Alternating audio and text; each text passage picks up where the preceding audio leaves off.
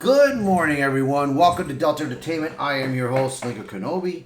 And today we got two articles that we're going to talk about today due to Disney. And here we go. Let's just not waste any time. First one is going to be The Acolyte returns in Marvel's Star Wars comics. Fans of the show claims it's not enough.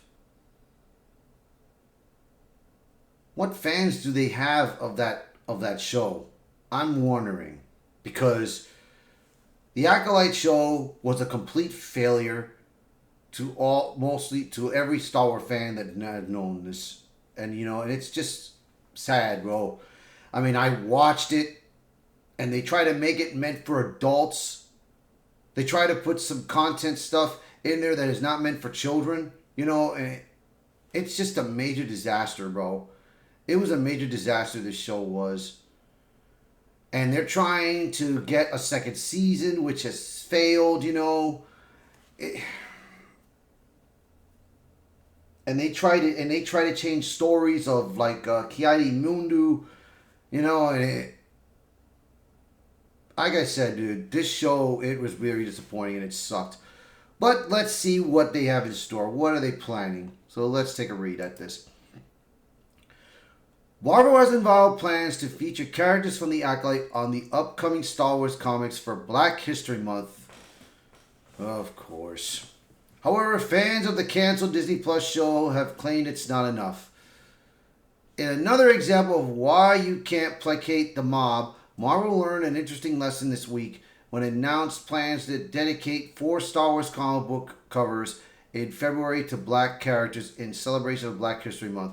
However, fans of the Acolyte, a group not known for its laid-back attitude or willingness to express gratitude, fired back at Disney-owned publisher for not doing more outside of comics.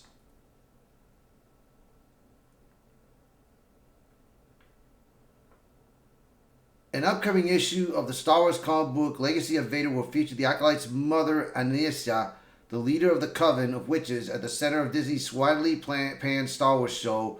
February issues of Star Wars. The High Republic Fear of the Jedi features both May and Osha, the twins played by Amanda Stenberg.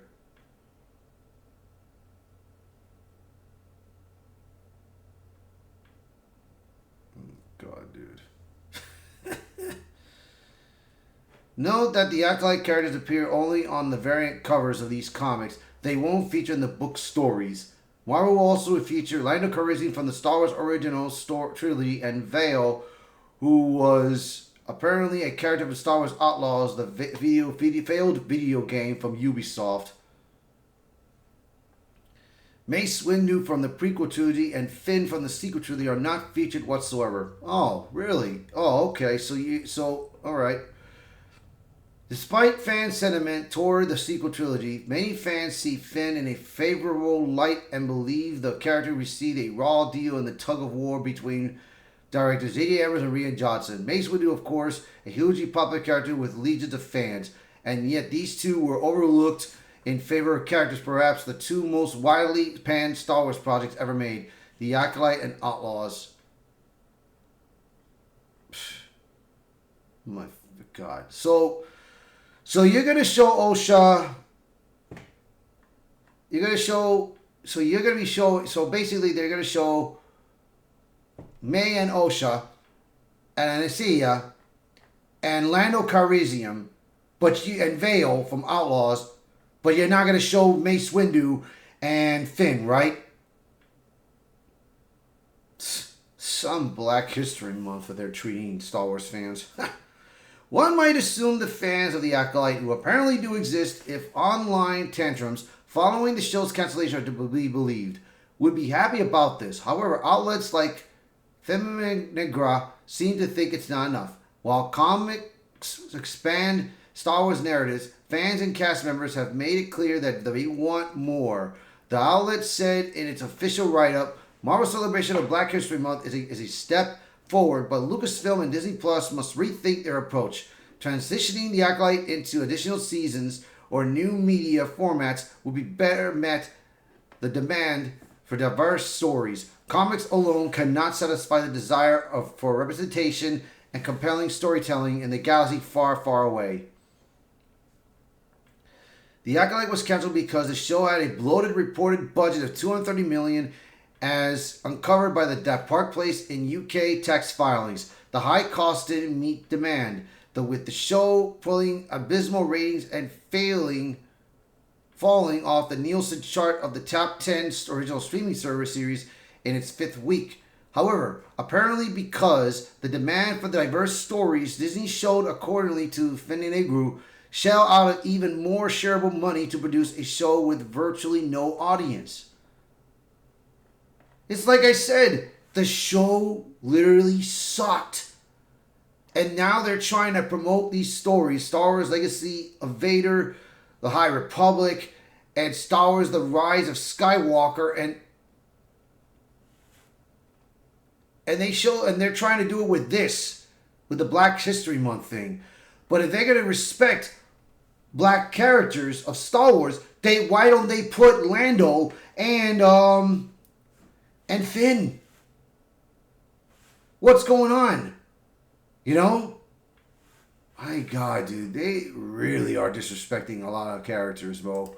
But hey, this is not going to bring the Acolyte Season 2 back, bro. This will not do it. Because it's like I said, dude, there was not a lot of viewers watching the Acolyte. It sucked. People have to understand and have to accept it. The show sucked.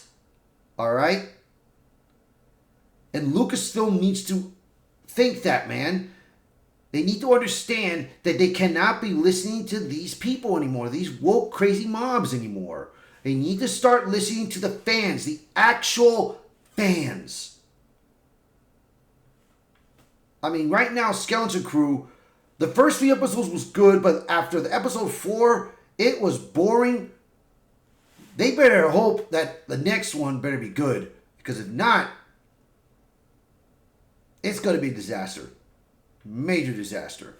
Well, that's going to be it for this article. So that's going to be it for this article. So let's get on to the next one in hand. And here we go. Disney cancels divisive Pixar content, declares parents prefer to discuss certain subjects with their children.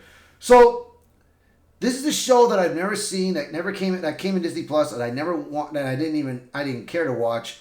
I only saw the trailer, which we're going to show right now. But let's take a look at this article and see what happened here. Disney, the same studio behind Lightyear, has cut a Pride-related gender-focused storyline from Pixar's forthcoming series Win or Lose. In an astounding about-face, the company stated that parents should have the freedom to address such topics with their children when they feel it's appropriate.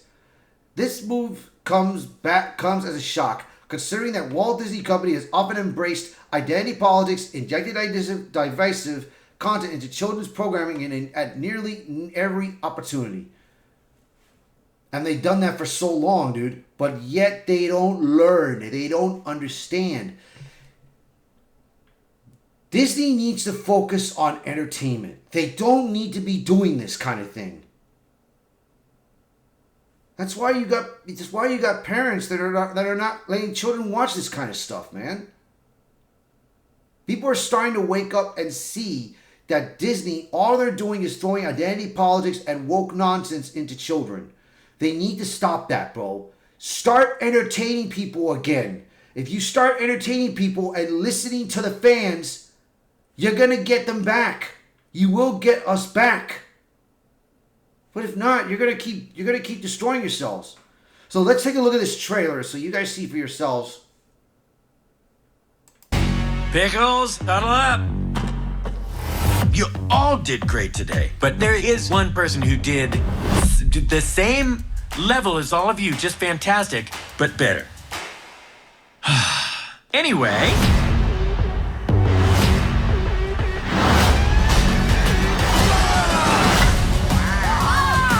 I see a whole lot of people who underestimated us. And you know what? Sometimes, sometimes underestimated us. And you know what?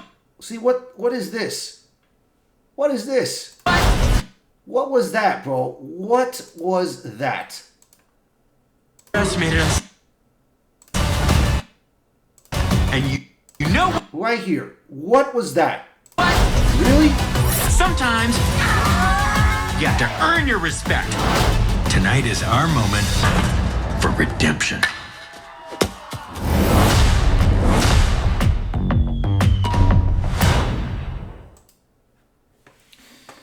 Win or Lose is a Disney Pixar original series following a middle school co-ed softball team called the Pickles.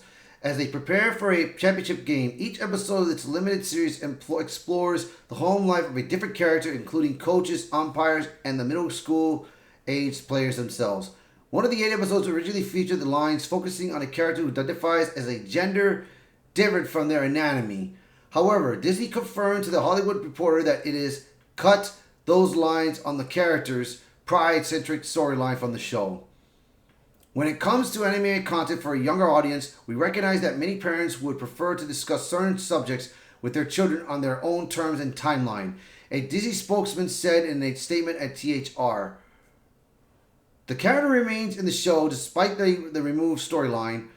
Sources close to the production say Disney made this decision several months ago. Though the company declined further comment, Disney's stance surprised many given how the company landed in hot water with the Florida state government for publicly opposing the Parental Rights in Education bill.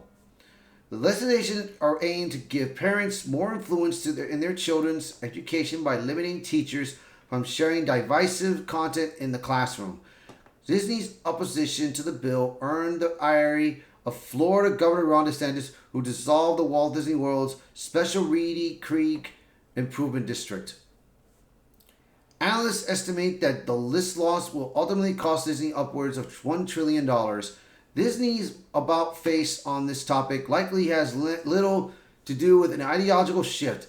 Rather, the company learned costly lessons by trying to push this kind of content in children's programming. The 2002 Pixar film Lightyear featured a same-gender kiss and performed poorly at the box office, earning just $226.4 million worldwide against $200 million budget. Later that same year, the Disney animation film Strange World included similar content and earned a total of $73.6 million against $180 million budget. Analysts estimate that Strange World lost the Walt Disney Company nearly $200 million with the marketing costs factored in. However, Inside Out 2 reportedly removed divisive content from its story and achieved a massive financial success of $1.699 billion on a $200 million budget. You see right there, Inside Out 2. It made money because they took away all that nonsense and made it entertaining. That's what you have to do. That's what Disney needs to do. Get rid of all that nonsense and make it entertaining.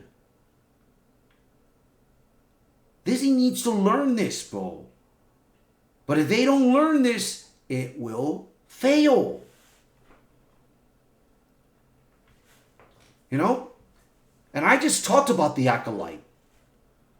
Disney has also seen Star Wars and Marvel properties that push divisive themes fail spectacularly at the box office and Disney+. Perhaps Disney Plus has finally seen the writing on the wall.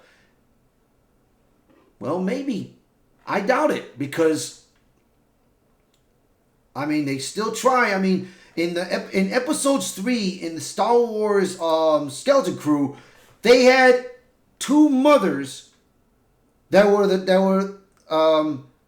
parents of KB. So, have they learned? I don't think they've learned because it's still in there. But who knows? Who knows? Maybe after these shows are done, maybe they'll change. So we shall see about that. So that's going to be it for these 2 articles. I hope you guys enjoyed the video. So again, thank you for being in this channel and watching this video.